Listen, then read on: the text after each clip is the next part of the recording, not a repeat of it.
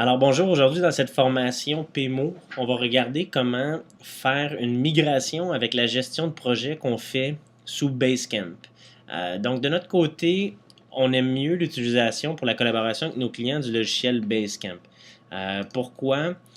Comme je l'ai montré dans une autre formation, ça nous permet de partager des fichiers, créer des to-do lists, mieux gérer les milestones selon nous plus facilement et encore une fois, à titre de collaboration, c'est un logiciel qui nous convient beaucoup mieux.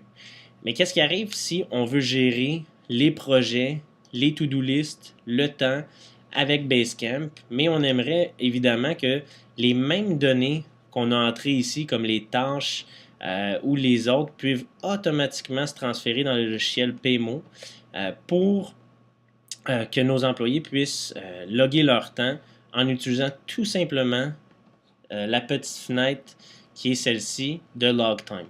Donc, comment encore une fois passer de Basecamp au widget PMO que beaucoup aussi de gens peuvent installer directement sur leur PC, donc jamais avoir à se connecter.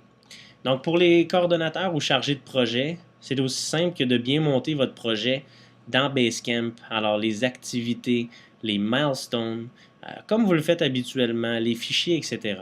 Lorsque je reviens dans mon PMO, vous avez dans Company Settings, vous avez ici le Sync With, Cash Flow, qu'on ne regardera pas aujourd'hui, puis vous avez Basecamp. Lorsque je clique avec Basecamp, lui, ce qu'il va faire, c'est se connecter, comme j'ai déjà configuré les deux comptes pour qu'ils se parlent ensemble. Donc, on aurait juste eu à rentrer l'adresse ici pour ceux-là, votre adresse Basecamp, votre nom d'usager, administrateur et mot de passe.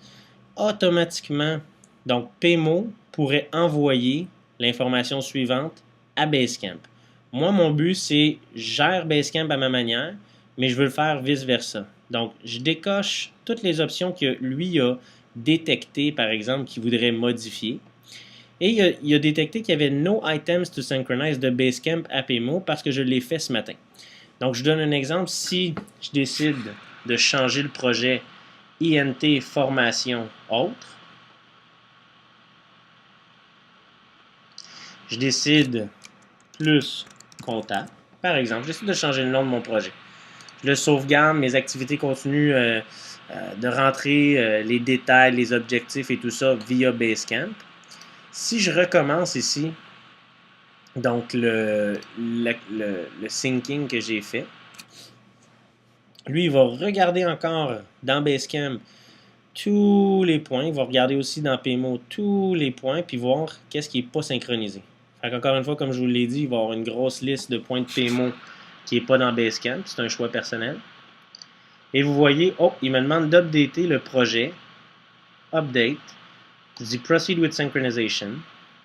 Et il va automatiquement aller chercher l'information de Basecamp à PMO pour que les deux puissent se parler ensemble. Lorsque je retourne dans mes projets, si je m'en viens dans I, et voilà, plus comptant.